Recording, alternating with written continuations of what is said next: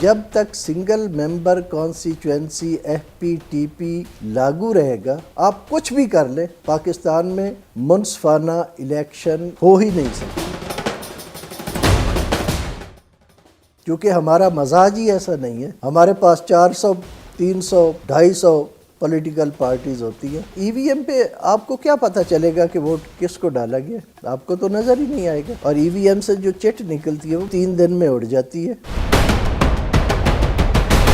دھاندلی کی پیداوار، لوٹے، ڈاکو، جرلو اور فراڈ الیکشن، اس جیسے الفاظ ہماری سیاسی اور انتخابی یادداشت کے ساتھ چپک کر رہ گئے ہیں۔ آئے روز سیاسی نظام مفلوج اور سیاسی جماعتیں ایک دوسرے سے گتھم گتھا رہتی ہیں۔ ٹاک شو پاکستان بے نقاب کر رہا ہے ان تمام ہتھ کنڈوں اور حربوں کو جو پاکستان کے انتخابی نظام کی تباہی کا باعث بنے۔ الیکشن کمیشن آف پاکستان کے سابق عہدیدار رانا محمد اسلم خان پاکستان کی انتخابی تاریخ میں دھاندلی اور غیر آئینی اقدامات پر روشنی ڈال رہے ہیں۔ ٹاک شوز پاکستان اس تاریخی سلسلے کی 11ویں قسط پیش کر رہا ہے۔ جب تک سنگل ممبر کانسٹیچوئنسی FPTP لاگو رہے گا، آپ کچھ بھی کر لیں، پاکستان میں منصفانہ الیکشن ہو ہی نہیں سکتے، کیونکہ ہمارا مزاج ہی ایسا نہیں ہے۔ ہمارے پاس 400 300 250 پولیٹیکل پارٹیز ہوتی ہیں، کسی سال 200 ہوتی ہے، پھر لسٹ آتی ہے جی اب 300 ہو گئی ہیں، اور ان میں سے بہت ساری جو ہے وہ ڈس فنکشنل ہوتی ہے۔ کسی ایک بندے نے 4 بندے پکڑے اور ایک پولیٹیکل پارٹی رجسٹر کرا لی، اب وہ الیکٹورل جماعت ہوتی ہی نہیں ہے، وہ الیکشن میں حصہ ہی نہیں لیتی۔ اگر آپ نظام کو بدلے، یہ نظام جو برطانوی نظام تھا، جہاں برطانوی راج تھا، جو دولت مشترکہ کے ملک ہیں، ان میں یہ چھوڑ کے گئے، لیکن ان میں سے بہت سارے ملک جو ہیں اس کو تبدیل کر چکے ہیں۔ اس کی جگہ پروپورشنل ریپریزنٹیشن کا سسٹم آ گیا۔ ایک سسٹم ہے جس کو ہم مکس سسٹم کہتے ہیں، کہ اس میں آدھی سیٹیں جو ہیں وہ کانسٹیچوئنسی بیسڈ ہوتی ہیں اور آدھی سیٹیں جو ہیں وہ پروپورشنل ریپریزنٹیشن پہ ہوتی ہیں، یا ایک اور ریشو رکھ دی جاتی ہے کہ جی 1/3 جو ہے وہ کانسٹیچوئنسی بیسڈ ہوں گی اور ریسٹ آف دی جو سیٹس ہیں وہ پروپورشنل ریپریزنٹیشن پہ جائیں گی، اور اس میں ہم کلوز اینڈ لسٹ سسٹم اور اوپن اینڈ لسٹ سسٹم متعارف کرواتے ہیں۔ اب آپ دیکھیں، حلقہ بنوانا جیسے کہ جی ریگنگ یہ نکال دو، وہ جیری مینڈرنگ یہ ہے، آپ پورے لاہور کو ایک کانسٹیچوئنسی بنا دیں۔ لاہور ضلع ایک ملٹی ممبر کانسٹیچوئنسی ہے، آپ اس میں ایک سیٹ جو ہے یا 2 سیٹیں جو ہے وہ آپ کانسٹیچوئنسی بیسڈ پہ رکھ دیں کہ جی ایک شخص جو ہے وہ لاہور سے جیتے گا جو سب سے زیادہ ووٹ لے گا، وہ FPTP کے نظام پہ، اور ریسٹ آف دی سیٹس جو ہے وہ پروپورشنل ریپریزنٹیشن کے حساب سے پر کی جائیں گی۔ اور یہ پورے صوبے کا آپ جب کریں گے تو آپ کے پاس 2 نظام آ جاتے ہیں۔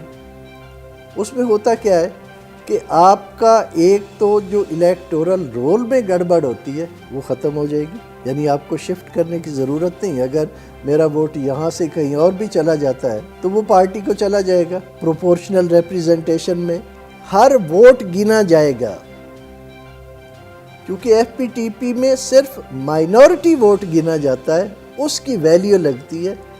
جو میجورٹی ووٹ ہے وہ فنش ہو جاتا ہے، اس کی کوئی قیمت ہی نہیں لگتی۔ ہمارے 3 کروڑ سے زیادہ ووٹ جو ہے وہ کاسٹ ہوئے، لیکن قیمت کتنے کی لگی؟ وہ صرف 9 یا 10 ملین ووٹوں کی لگی۔ 1 کروڑ یا 1.25 کروڑ ووٹوں کی جو ہے وہ قیمت لگی، باقی جو ہے وہ ویسے ہی ضائع ہو گئے۔ تو پروپورشنل ریپریزنٹیشن مکس سسٹم میں جب ہم جاتے ہیں تو ہر ووٹ گنا جاتا ہے، ہر ایک ووٹ جو ہے اس کی ویلیو لگتی ہے، اس کی قیمت لگتی ہے، اس کا وہ لیجٹیمیٹ ریزلٹس دیتا ہے۔ پھر آپ کو یہ حلقوں میں جیری مینڈرنگ کی ضرورت نہیں پڑے گی، آپ کو ووٹر لسٹوں میں گڑبڑ کرنے کی ضرورت نہیں پڑے گی۔ کوئی انڈیویجول جو ہے وہ الیکٹیبل جس کو ہم کہتے ہیں، وہ پارٹی کو بلیک میل نہیں کر سکے گا، اور پارٹی کسی انڈیویجول کو بلیک میل نہیں کر سکے گی۔ یہ ہے ریفارمز، اور اس پہ سپریم کورٹ کی ایک ججمنٹ بھی ہے ورکرز پارٹی میں، انہوں نے کہا کہ اس پہ بحث ہو، ملک میں، اور اگر یہ سسٹم جب تک ہم تبدیل نہیں کریں گے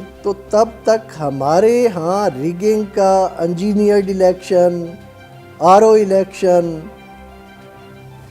آر ایم ایس بیٹھ گیا، آر ٹی ایس بیٹھ گیا، ای وی ایم پہ آ جائے. ای وی ایم پہ آپ کو کیا پتہ چلے گا کہ ووٹ کس کو ڈالا گیا؟ آپ کو تو نظر ہی نہیں آئے گا. اور ای وی ایم سے جو چٹ نکلتی ہے وہ بالکل اس طرح کی نکلتی ہے جیسے اے ٹی ایم سے نکلتی ہے، اور وہ 3 دن میں اڑ جاتی ہے. تو ان کی تو کاؤنٹنگ ہی نہیں ہو سکے گی. اگر کل وہ چیلنج ہوتے ہیں تو اس میں سے تو وہ مٹ چکا ہوگا. تو دیٹ از ناٹ ریلائبل. پھر ہمارے ہاں وہ برداشت نہیں ہے، ہمارے ہاں وہ پولیٹیکل ول نہیں ہے، ہمارے اندر وہ سیاسی شعور نہیں ہے.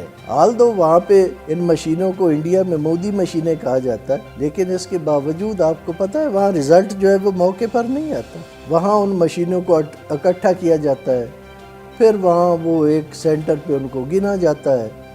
ہفتے 2 ہفتوں کے بعد وہاں پہ رزلٹ آتے ہیں. کچھ کہتے ہیں دھاندلی ہوئی، کچھ کہتے ہیں نہیں، اب وہاں پہ ٹرینڈ جو ہے یہ دھاندلی والا یہ زیادہ مؤثر ہو رہا ہے. تو لیکن ایون دین وہ لوگ مان لیتے ہیں. ہم تو سامنے جو چیز ہوتی ہے اس کو نہیں مانتے. دنیا میں پاکستان سے زیادہ تیز رزلٹ کہیں بھی نہیں آتے. کہ جب آپ کی پولنگ کلوز ہوتی ہے، 5 بجے آپ پول کلوز کرتے ہیں، آدھے گھنٹے کے اندر عملہ جو ہے گن کے آپ کے ہاتھ میں پکڑا دیتا ہے کہ یہ ہے. اور ٹیکنالوجی کا دور ہے، آپ کے تمام پولنگ ایجنٹ جو ہے اس کو واٹس ایپ کرتے ہیں، اور ایک جگہ پہ آپ اپنی کانسٹیچوئنسی کا رزلٹ جو ہے اس کو کلیکٹ کر لیتے ہیں، اس کو جمع کر کے آپ اس کو دیکھ لیتے ہیں کہ کیا صورتحال ہے.